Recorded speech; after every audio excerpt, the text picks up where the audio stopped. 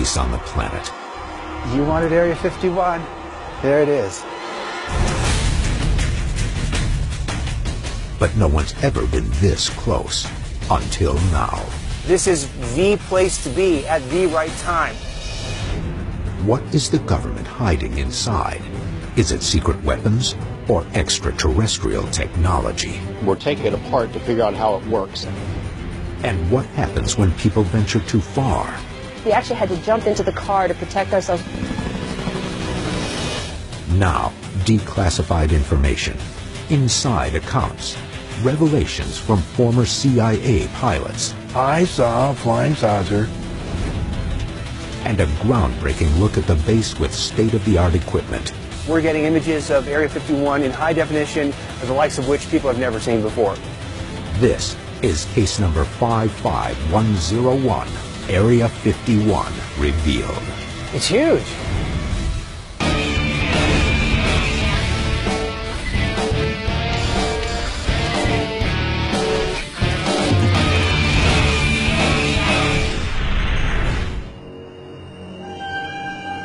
October 2008.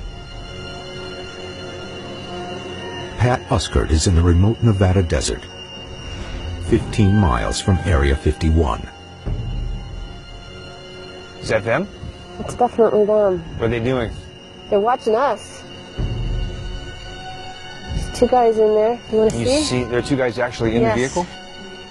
Did their lights just turn on? Yes, it did. August 1955. The same Nevada desert.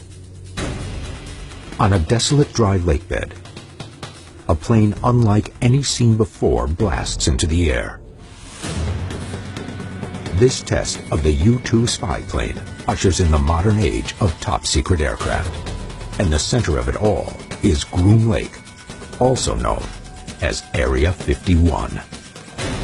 Chosen by the U.S. government for its remote, almost impossible-to-reach location. No public road comes closer than 15 miles. The nearest town, Rachel, isn't established until 1973, and its population is rarely more than 200 to 300 people. For over 30 years, this isolated base in the middle of the desert is shrouded in mystery. Reports of strange lights hovering over the base become regular, and radar captures impossibly fast objects moving in the vicinity. But secrecy remains. Then, in 1989, everything changes. The time where I entered the hangar, I witnessed recovered alien spacecraft that the Department of Naval Intelligence in the United States was back engineering.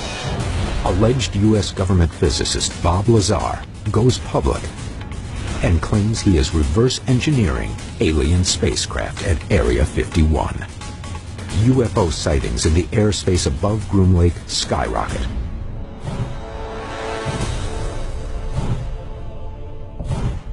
But the base remains closed off. An outer perimeter of at least 15 miles prevents anyone from seeing the installation. People who try to cross the perimeter are chased off, face arrest, and are warned that deadly force for trespassers is authorized. But now, using new high-definition cameras, there may be a way in.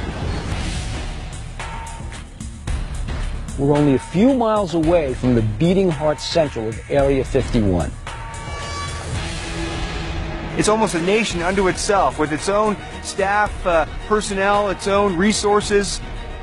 Programs are actually ongoing today with new vehicles that we don't even know about yet.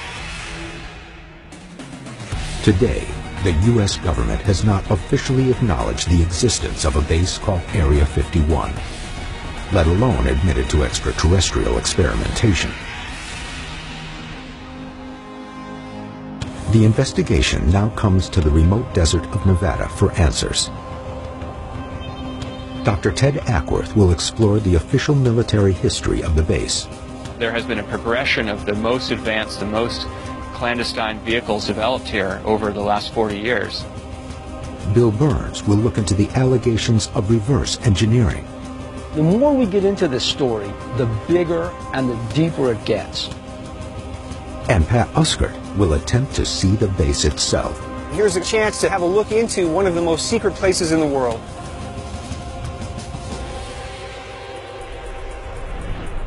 Area 51 gets its name from 1950s era maps. They show the Nevada test site complex divided into a grid with a different number assigned for each separate quadrant.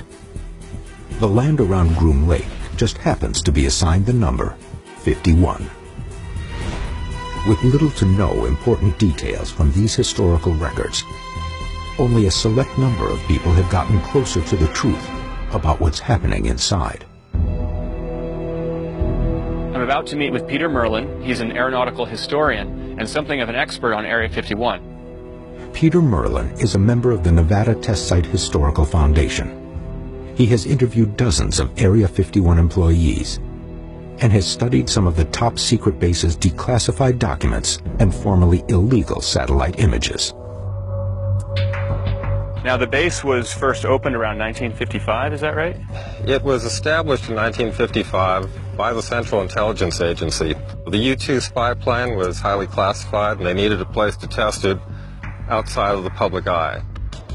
Engineers initially choose Groom Lake, an enormous dry lake bed, because of the possibility for a 20,000-foot natural runway. But when it becomes apparent the U-2 would be vulnerable to Soviet missile attack, the U.S. military begins ramping up other secret projects. Well, the base at Groom Lake just wasn't ready for that. Didn't have the facilities, the infrastructure, or the runway. So they built it up, and that's how it became a full-scale Air Force base that we know today. By the 1960s, the base becomes ground zero for the development and testing of many top-secret military aircraft.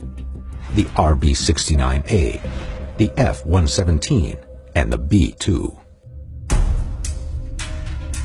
What do you think they're working on in Area 51 now? We're going to probably see a lot more testing of unmanned vehicles now because there's been a big push in the Air Force in that direction.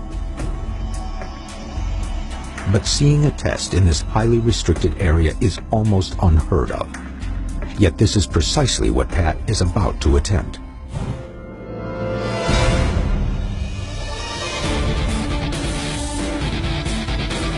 Pat is meeting with Mark Farmer, an aerial combat cameraman and Area 51 expert.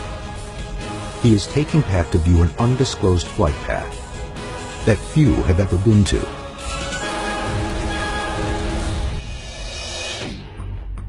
We're about 20 miles to the north of Area 51. This whole place is contaminated with plutonium.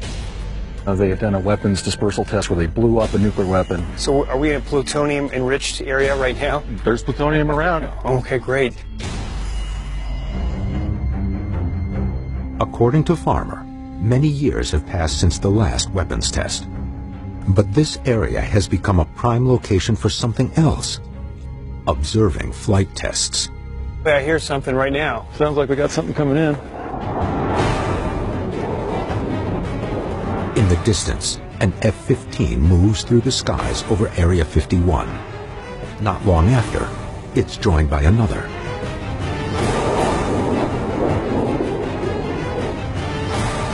The military may have been alerted to the investigation's presence. Do you think we are being watched? And certainly electronically surveilled.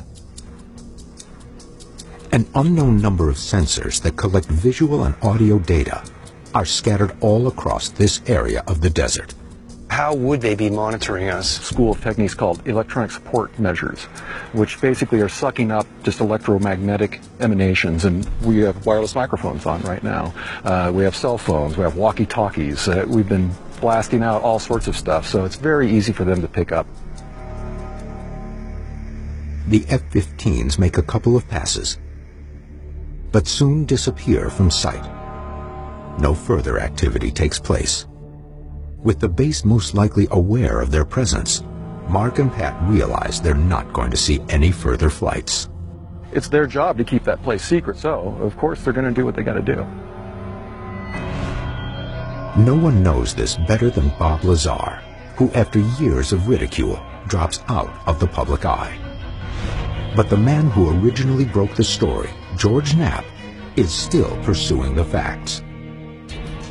Knapp currently works for KLAS-TV, the CBS affiliate in Las Vegas, Nevada. George Knapp broke the Bob Lazar story. George Knapp broke the Area 51 story. In Knapp's report from November 1989, Lazar claims to be reverse engineering extraterrestrial flying saucers at a place called S4 in the Area 51 complex. But proof of Lazar's employment at S4 and at Los Alamos National Laboratory, where he reportedly worked prior to Area 51, seems to disappear. He claims his identity is being erased, and many dismiss him as a fraud. But Knapp finds something shocking in the Los Alamos lab records. We called the lab. They said, no, he wasn't here. We don't have any record of him. And then we found the lab phone book with his name in it. I called him back. I said, well, there it is. Ah, well, we still don't have any records.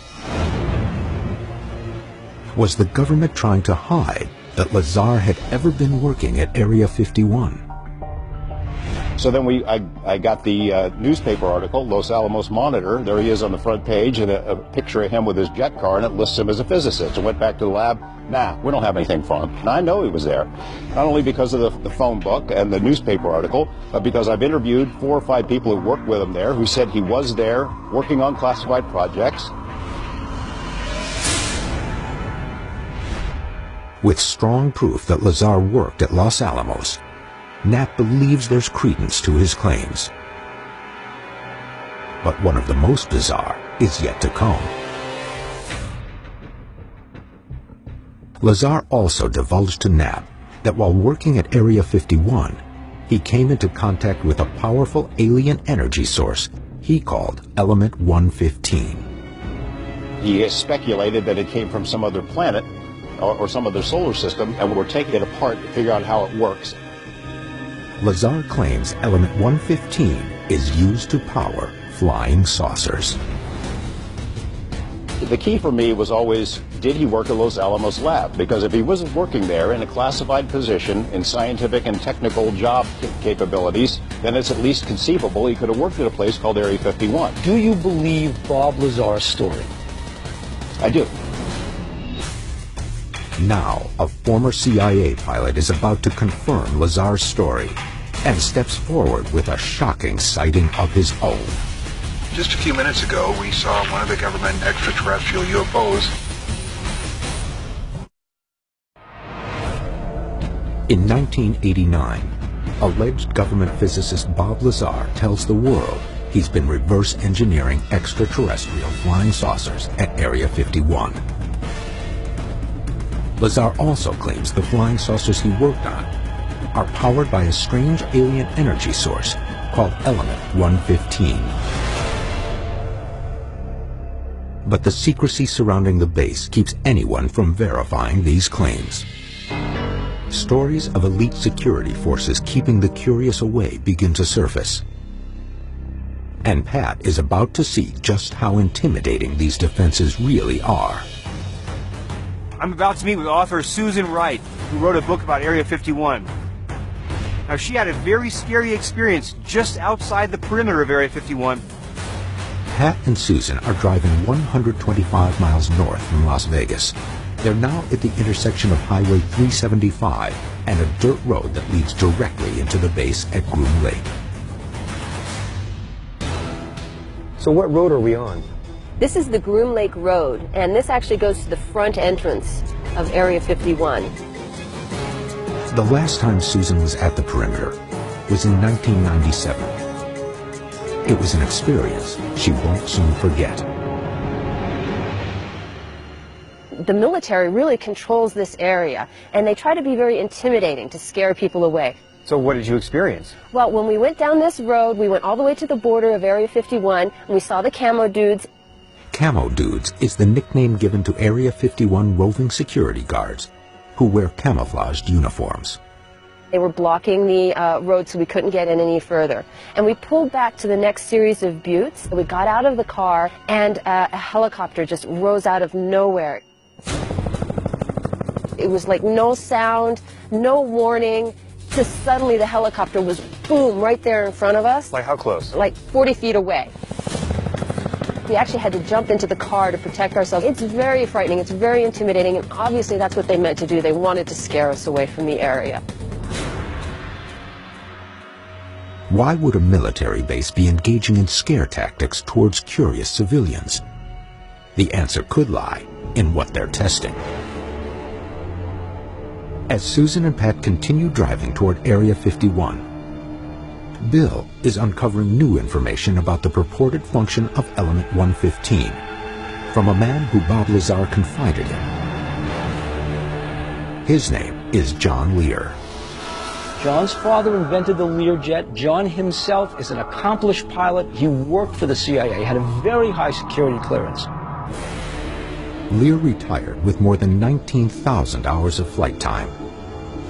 He holds the most FAA airman certificates ever earned by a single pilot. But his entire life changed when he developed a close personal friendship with Bob Lazar back in the late 1980s.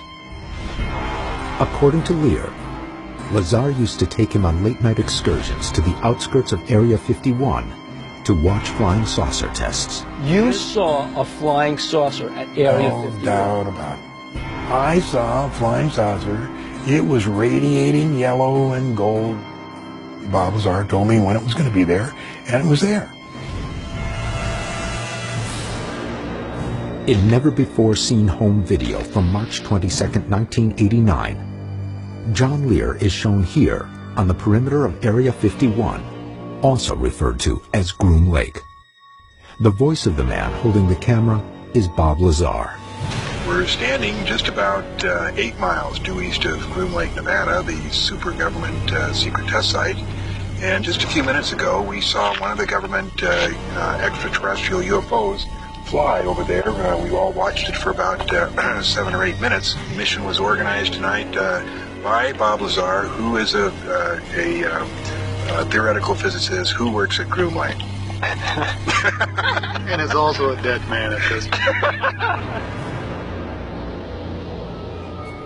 Lear also claims Lazar gave him detailed accounts of the work he was doing. He was trying to back engineer the exact actual engine that propelled this craft hundreds of thousands of light years away. Lear references a model of a reactor, which he claims is the key to the flying saucer's energy source. You take the cap off here, and the fuel that propels this thing is a piece of element 115. Bob said that we have 500 pounds of this stuff at Los Alamos. They shoot protons into the tip of that element 115 right there. Yeah. And what it does is it bumps it up to 116, and it instantaneously decays. The number 115 represents how many protons are in the element's atomic nucleus. Lazar claims bombarding element 115 with additional protons raises the number to 116. But the new creation is unstable and quickly breaks apart, releasing enormous amounts of energy. The entire process, according to Lazar, enables flying saucers to break conventional laws of gravity and travel at incredible speeds. Here is our saucer, here is space. What they can do is pull space towards them and wrap it around the craft. That's what enables them to travel through space at, hundreds of light years. While most scientists dispute Lazar's claims about the physics of element 115, John Lear and Bob Lazar contend that it's only beginning to be understood. For anybody who thinks that flying saucers are a myth, a delusion, a hoax, John confirmed everything. John was deeper inside than anybody has ever been, except for Bob Lazar. The activities inside Area 51 may be out of view, but at the perimeter, the operation is all too public. Pat and Susan are now at the northeast corner of the restricted area when they notice they are not alone. There you go, right there. Camo dudes on that hill.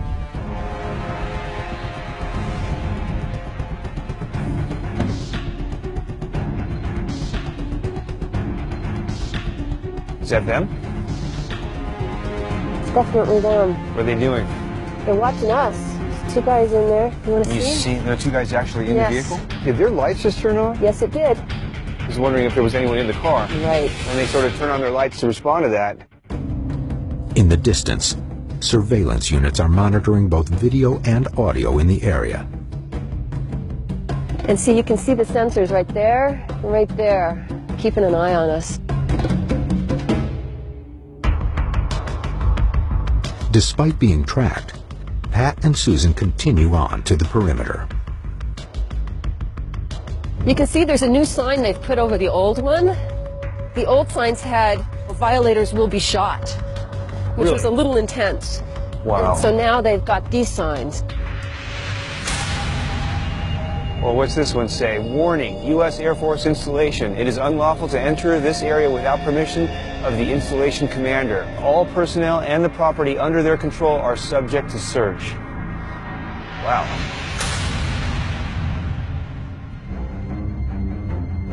As Pat and Susan begin walking along the orange posts outlining the border, security always maintains a constant line of sight.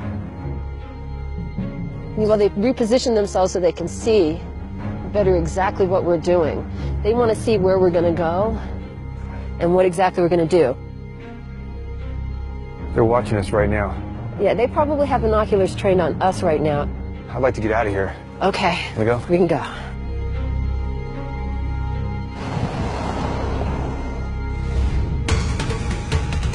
After seeing the tight security up close, Pat tackles a new vantage point. But this one involves a treacherous hike up a steep 8,000-foot peak that will finally reveal Area 51. We're getting images of Area 51 in high definition, the likes of which people have never seen before. For years, the secrets of Area 51 have mystified UFO and military researchers alike. On common satellite images, the details aren't clear. There are several runways, numerous large buildings, and several other nondescript structures. These images don't capture the base fully operational.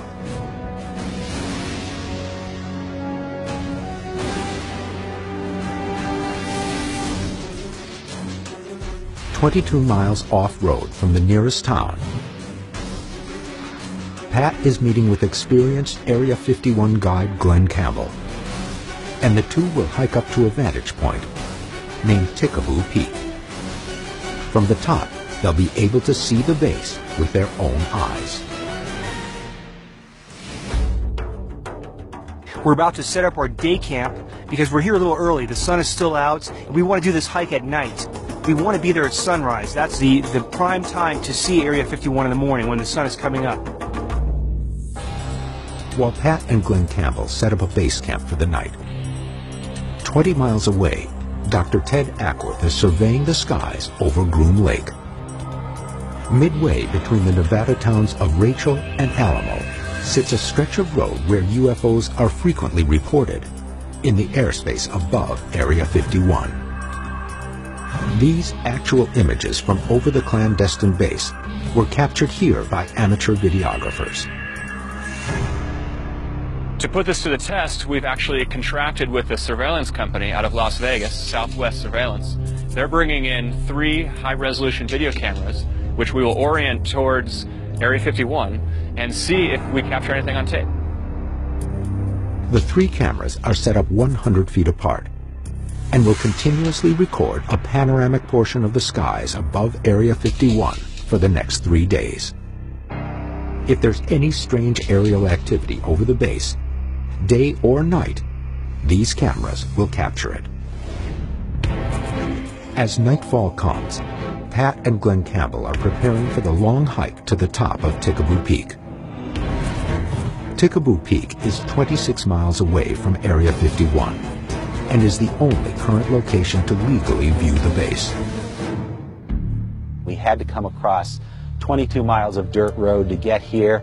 We have to hike this very difficult hike up to the top of the peak. So it's not something that people are going to do every day.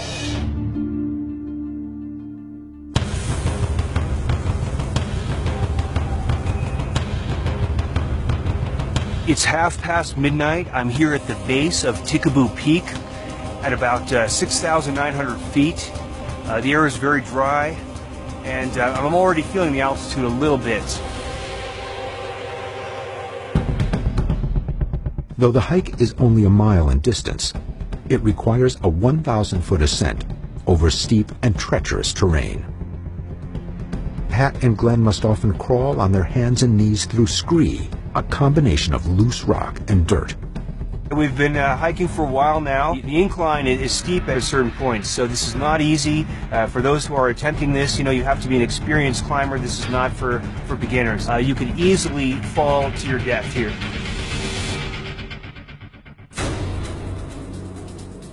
The night hike takes Pat and Glenn nearly 3 hours. Are we almost there? We're just about there, over the next ridge here. As they cross the ridge, the most elusive base in the world comes into view. You wanted Area 51. There it is.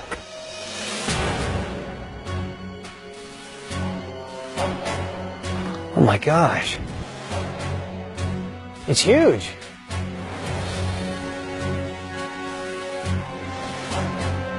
The base is still 26 miles away, but the stillness of the Nevada desert air and the lack of humidity gives a clear view. As the sun comes up, we'll begin to see more detail, but each of those lights generally corresponds to a hangar. It's a pretty spread out area. The base itself is several miles long. Now, what exactly is 7 miles long? The lights we're looking at there, or well, it all depends upon how you measure it. The actual block of land that we know of as Area 51 is about 10 miles by 6 miles. So that block isn't terribly big, but it's surrounded by all this buffer of military land. So it's really a vast area. This whole military complex is about the size of the state of Connecticut and the state of Rhode Island combined. So it's huge. As the sun begins to rise, these close-up, high-definition views of the most secret base in U.S. history are a television first.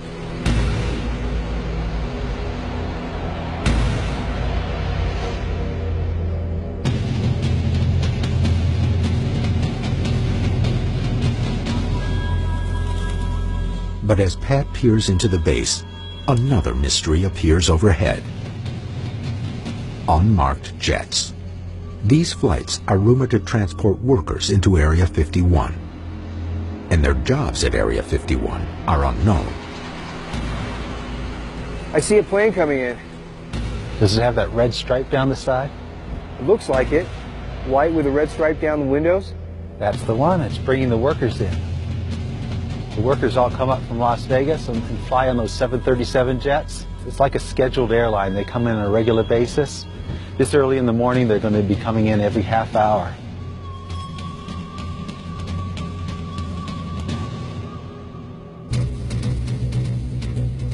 But the light of daybreak is now giving extremely clear views. The best look at Area 51 ever possible. Taking these images requires equipment beyond the scope of a normal film shoot. As you can see, we have a very special camera here. Your normal average camera has a 50mm lens, but we've acquired a camera here that has a lens that's 1140mm, allowing us to get unprecedented images of Area 51. This camera is high definition, and Glenn Campbell tells me that there's never been a camera up here of this quality and of this magnification. So we're getting images of Area 51 in high definition, the likes of which people have never seen before.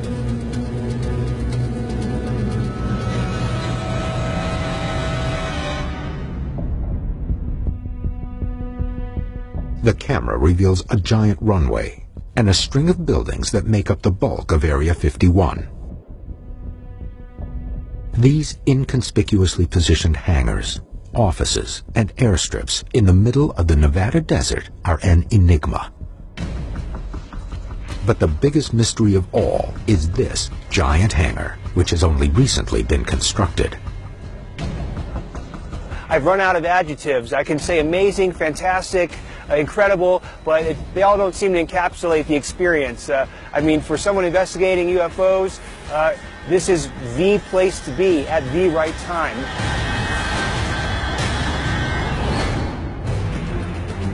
What is happening inside the massive hangar, clearly visible from the top of Tikaboo Peak? The most current satellite imagery of the base reveals the cutting-edge possibilities. And this big one is really unusual. A drive near the borders of Area 51 has revealed extraordinary security measures. Discussions with a former CIA pilot have explained a theoretical alien technology being tested. And now, a trek to the only legal vantage point of Area 51 has brought back astounding high-definition images of a giant hangar that have raised more questions about what's happening inside.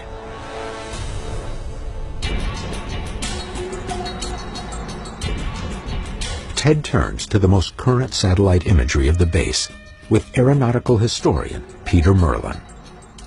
This is the most recent picture we have taken by a satellite of Area 51. It looks like a really high-quality photo. Today, Area 51 consists of 24 hangars, 4 runways, numerous dormitories, a radar tower, and even an explosion-proof building. But it didn't start out this expansive. This is how it looked in the 1950s, when it was called Watertown Airstrip. It was just a simple 5,000-foot asphalt runway, several little hangars, a couple warehouses, some trailers for people to live in. Pretty Spartan conditions. The base keeps this modest profile for the next 25 years. Then, it explodes. In the 1980s, there were some dramatic changes. We see a storage area for munitions. The runway has been extended 5,000 feet. They added a new taxiway. These changes during the 80s happened just before Bob Lazar goes public, claiming the government is testing top-secret aircraft based on alien technology. And now, the most recent satellite images are confirming what Pat saw at the top of Tikaboo Peak. There are some new hangars down on the south end, and you kind of wonder why they needed a new hangar, because they already had 23 hangars just about. I mean, these others must not be sitting empty. And this big one is really unusual. What would require a hangar this large? Previous investigations have seen alleged UFOs of many shapes and sizes, but only one type fits this description. The sightings of giant triangles. In 1997, in Phoenix, Arizona, I saw a large, delta-shaped dark object. In 2004, in Tinley Park, Illinois. I got it on tape! I got it! And as recently as 2008, in Wales, in the United Kingdom. I looked straight into the sky and I saw these strange triangular formations. A possible military explanation, the stealth blimp, has been raised. But the government denies its existence, and many experts ask how it could be hidden from the public. Disinformation, misinformation program, that's how we keep things secret. They may never be revealed. But the investigation may have just found its answer inside Area 51. Is this hangar proof of an emerging top-secret technology responsible for UFO sightings over the past decade?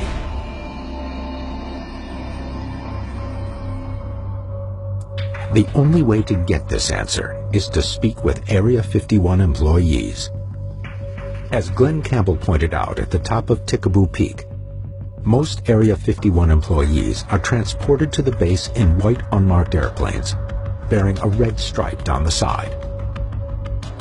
Research by Campbell and others has revealed they are called Janet flights, and they depart daily from McCarran International Airport in Las Vegas.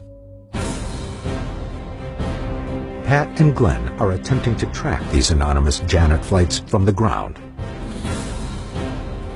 while Bill and Mark Farmer are observing the Janet flights from the 18th floor of the Tropicana Hotel, one of the only locations in Las Vegas that provides an actual view of the Janet flight terminal. Mark is going to track the numbers of the flights that we think are Janet flights. Then we're going to run them on the FAA database and see who owns these planes. Circling the perimeter of McCarran International Airport, Pat and Glenn search for a line of sight. Now, what does Janet actually stand for? There's various acronyms. It could be Joint Army Navy Transport is one possible acronym, but no one knows for sure what Janet means. It's just a call sign. These actual tower tapes from McCarran Airport confirm the use of the Janet call sign. Las Vegas approach Janet 721. Approach Janet 210-15. So these are the same jets we saw from Chicaboo Peak. The same ones. They left Las Vegas 20 minutes before, and then they're up at Area 51. So this is their daily commute. We're seeing the planes take off here, they land in Area 51. Every secret base has to have some connections to the outside world, and this is a major connection right here. Back in the hotel, Bill and Mark are tracking departing Janet flights and noting each plane's tail number. Okay, the one that's loading right now is November 5177 Charlie. Running Janet flight tail numbers on the Federal Aviation Administration's flight database website confirms the government's investment in the airline. 6662 Bravo Alpha.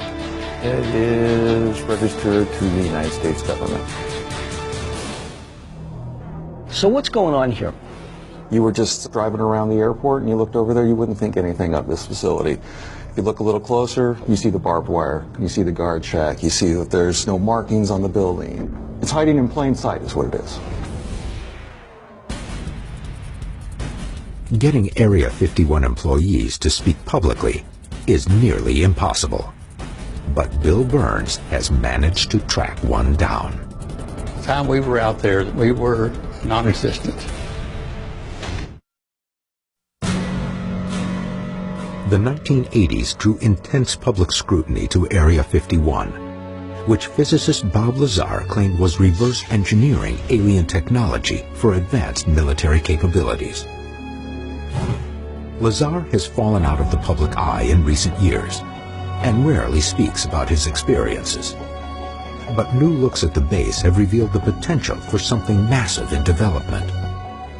And now, Bill has managed to track down a former employee of the top secret base. I'm meeting with T.D. Barnes, a former engineer at Area 51. T.D. Barnes is employed at Area 51 from 1968 to 1972 as an electrical engineer. He's crucial in the development of numerous top-secret aircraft that have since been declassified, like the A-12 and the F-117. According to him, the true identity of each and every Area 51 engineer is kept secret while working at the base. We did have pseudo names, had code names. So the time we were out there, there's no really record. We were non-existent. Barnes's description may help validate the claims of Bob Lazar, who was never able to produce any form of proof he was ever employed at Area 51. And according to Barnes, security was so tight, individual engineers weren't allowed access to projects other than their own. There were times when something would be going on outdoors that none of us needed to see. And we would go to the mess hall and they'd pull blackout curtains and we'd sit there for 3 hours. If any strange technology was being tested, if you weren't a part of the program, you didn't see it. What do you know about UFOs and reverse engineering taking place? None of us ever knew of any of that going on. I'm not saying it didn't happen. So it might have been feasible for some kind of reverse engineering project to be going on there that of course you wouldn't know about. Wouldn't know about it. And, you know, anything like that would be possible. The possibility exists that they could have been flying some extraterrestrial spacecraft over the base. Everybody's huddled in the mess hall. All the shades were drawn. You'd never see it. That's how compartmentalized and secret life was at Area 51. But are Lazar's claims of UFO test flights true? On the outskirts of Area 51, the 3 high-resolution surveillance cameras Ted set up are capturing some unexplained aerial phenomena. The cameras were recording continuously for 3 days. And now, Ted and image analyst Terrence Masson are taking a closer look at the footage. On the first night, at 10:39 p.m., this strange light is seen appearing in the middle of the night sky over Area 51 and descending quickly behind the mountains. For it to be that bright, I don't think it's lighting. I think it's got to be some sort of propulsion system or jet. Can we overlay the daylight shot that has the terrain and the mountains with the nighttime shot? Terrence combines the 2 images and is surprised by what he finds. We can crossfade between the 2 of these, and we can see that as this thing approaches the horizon, just before it blinks out, it's actually a good bit above the horizon line, above the mountain line. So it's not getting cut off exactly as it falls behind the ridge line. Whatever was captured on camera seems to be blinking off. Where it ends up there is pretty close to the beginning of the approach for the runway to Area 51. Right. Well, let's see if we can get an estimate of the speed of that. Ted uses the known distance between the camera and Area 51, about 15 miles, as well as the height and distance to the mountains in the foreground, to estimate the speed of the object.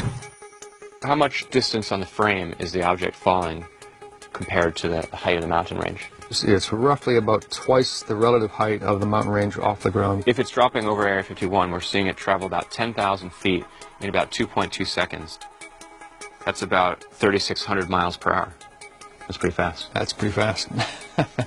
3,600 miles per hour. This is faster than any of our aircraft. If it's further away than that, if it's beyond Area 51, say 20 or 30 more miles away, it's going at extremely high speeds that would only be consistent with a meteorite. This wouldn't be consistent, in my experience, with a meteorite, with this kind of visual data, right? Because it would be going way too slow. Yeah. Everybody's seen shooting stars, meteorites. It would fill that whole frame a street in a right across fraction of a frame. second. The only manned aircraft to travel at speeds of this magnitude was the X-15, which was able to break speeds over 4,500 miles per hour.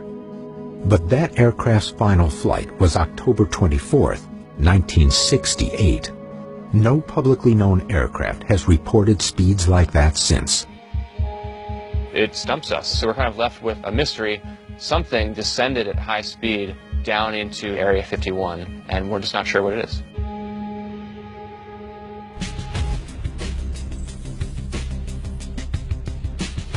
We've driven around this place, we've tried to look inside. What we have here is ultimate secrecy.